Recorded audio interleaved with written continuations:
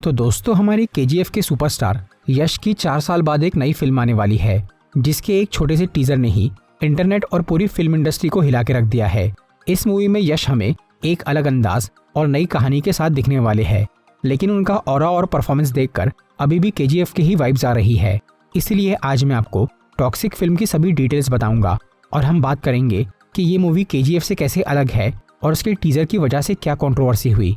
तो बिना किसी देरी के चलिए शुरू करते हैं।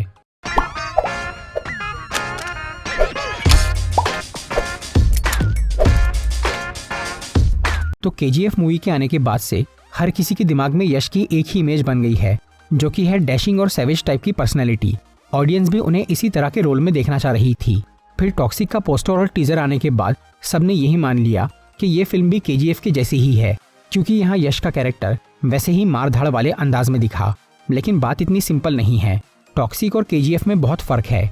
हालांकि ये दोनों ही मूवीज क्राइम और गैंगस्टर जॉनर की है, पर यहाँ स्टोरी और कैरेक्टर्स में काफी डिफरेंस है। केजीएफ एक मास एक्शन और मास एंटरटेनमेंट फिल्म थी, वहीं टॉक्सिक में डार्क क्राइम और साइकोलॉजिकल ड्रामा है। केजीएफ में रॉकी को एक एंटी हीरो दिखाया गया था, जो कि इल्लीगल काम करता था, लेकिन उसका दिल साफ था और उसके इरादे अच्छे थे। पर टॉक्सिक का राया बिल्कुल अलग है। उसे यहाँ एक विलन की तरह दिखाया जाने वाला है, जिसके काम भी गलत है और इरादे भी बुरे, जिसका अंदाजा टीजर से ही लग जाता है। यहाँ हमें एक कब्रिस्तान में कुछ फॉरेनर गैंगस्टर नजर आते हैं, जो कि राया की दुश्मन गैंग है और इस आदमी का बेटा शायद राया की वजह से ही मरा है, जिसे अब वो शांति से दफनाना चाहता है।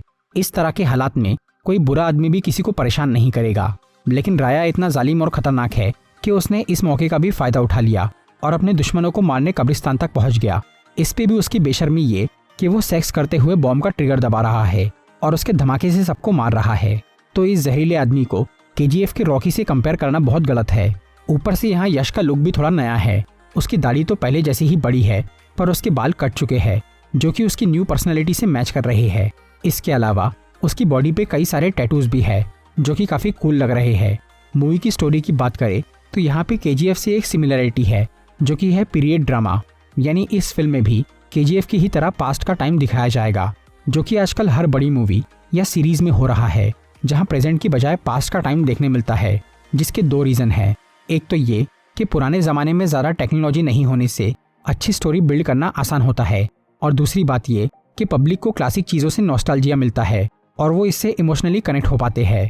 इसलिए टॉक्सिक में 1940 से 1970 के बीच का टाइम दिखाया जाएगा। अब स्टोरी की बात करें तो र्यूमर्स है कि मूवी में ड्रग ट्रैफिकिंग दिखाई जाएंगी, जहां कुछ ड्रग्स बेचने वाली गैंग्स एक दूसरे से टकराएंगी।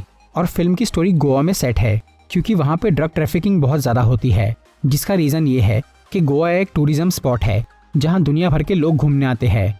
इसलिए वहां भीड़ की आड़ में ये गलत धंधे करना बहुत आसान होता है और एक्चुअली गोवा में आए दिन ड्रग्स बेचने वाले पकड़े जाते हैं। तो इसी फैक्ट को इस्तेमाल करके मूवी में एक खतरनाक कहानी दिखाई जाएंगी, जहां बिजनेस और पावर को लेकर क्रिमिनल्स में स्ट्रगल होगा और उससे शुरू होगा एक्शन और खून खराबा। आजकल ये ऑडियंस को भी यही सब देखना पसंद है, जहां कबीर सिंह और एनिमल जैसी बोल्ड और ब्रूटल फिल्में बहुत हिट हो रही है। और टॉक्सिक कितनी बोल्ड और ब्रूटल है, इसकी एक झलक तो हमें मिल ही चुकी है। लेकिन टीजर के इस एक हॉट सीन से मूवी को काफी हेट भी मिला है और कुछ लोगों ने इस पे फीमेल ऑब्जेक्टिफिकेशन का केस भी किया है। यहाँ तक कि फिल्म के टीजर को इंटरनेट से हटाने की डिमांड भी की गई थी, लेकिन CBFC यानी central board of film certification वालों ने इसके लिए मना कर दिया, क्योंकि यूट्यूब पे उनका कोई कंट्रोल नहीं है।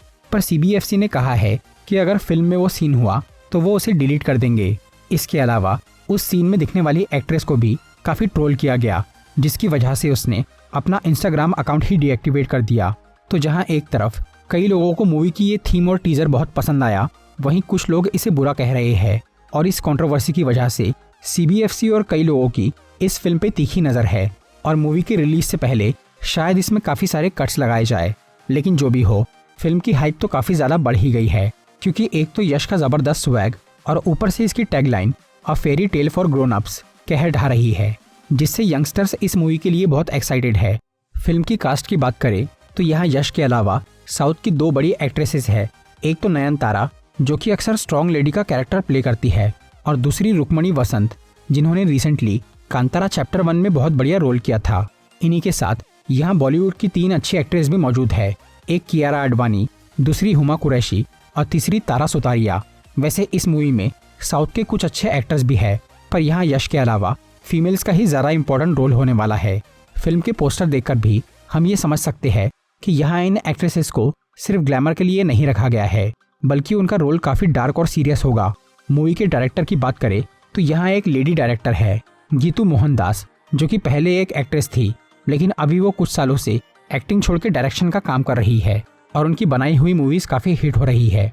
टॉक्सिक के राइटर की बात करें तो इस फिल्म को गीतू मोहनदास के साथ यश खुद भी लिख रहे हैं, जो कि एज अ राइटर उनकी पहली मूवी है। इसी के साथ वो इस फिल्म के को प्रोड्यूसर भी है।